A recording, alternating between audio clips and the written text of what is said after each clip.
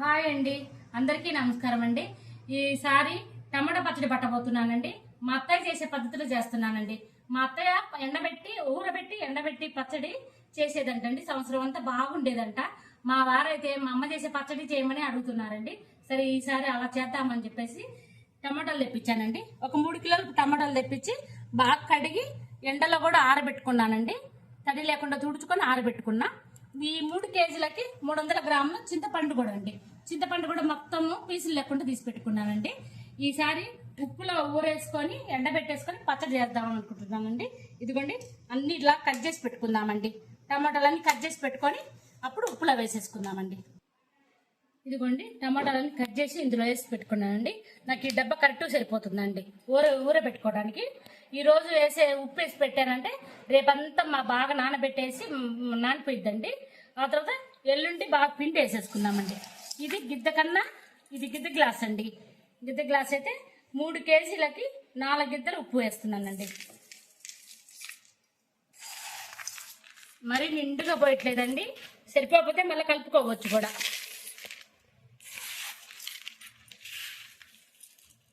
ఇప్పుడు 3 గిద్దలండి. మళ్ళీ తర్వాత రుబ్బుకునేటప్పుడు సరిపోతే అప్పుడు ఒక గిద్దె వేస్తానండి. ఇలా అంతా ఊర పెట్టేసుకొని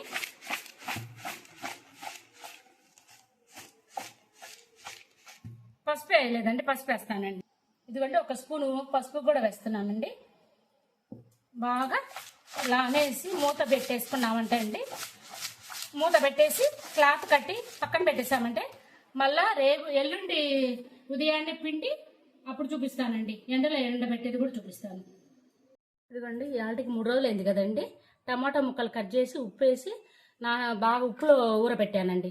ఇదిగోండి బాగా ఊట కూడా వచ్చేసింది. ఇవాళ 3వ రోజు పైన దాబా మీద ఎండబెట్టేద్దామని చెప్పేసి పిండేస్తున్నానండి. ఈరోజు ఇంకా బాగా ఎండిపోయినాయి అనుకోండి, ఈరోజే పచ్చడి చేసేస్తానండి. లేదంటే ఇంకా రేపు. టమోటాలన్నీ ఊటలో ఉంచి పిండేసానండి.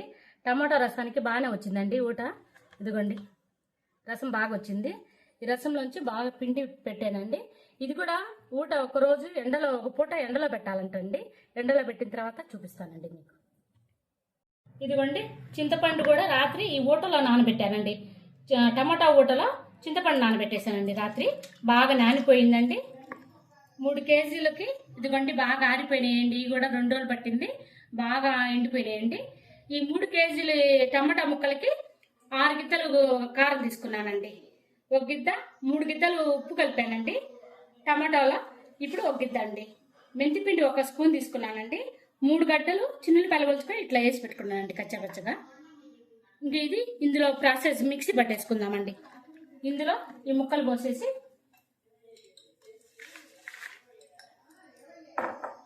కారం అండి,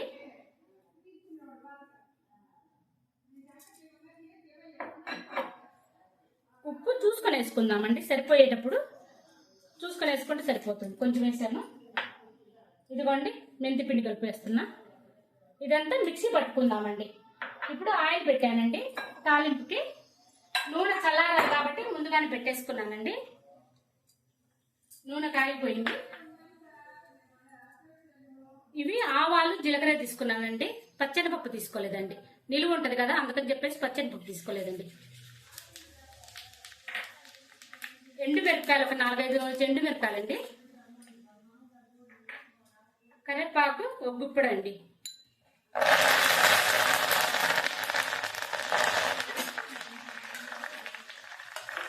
వేరుశనగకాయ నూనె కదండి, అందుకని నురుగు వస్తుంది. కొంచెం బాగా ఎర్రగా వేగనిచ్చి ఆఫ్ చేద్దామండి.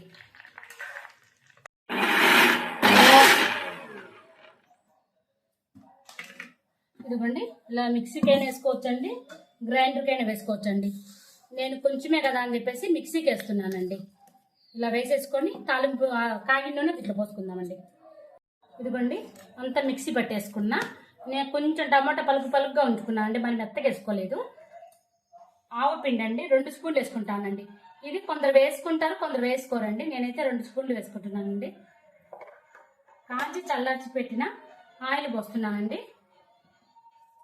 3 కేజీలకు 1 అర కేజీ ఆయిల్ ఉంటుందండి. ఒక 1/2 కేజీ ఆయిల్ అండి. ఇప్పుడు డబ్బాకి ఎత్తి పెట్టుకుంటానండి. ఇది అంత బాగా కలుపుకొని డబ్బా తాలింపు కూడా కలిపేశానండి. ఆయిల్ చాలా బాగా కుదిరిందండి.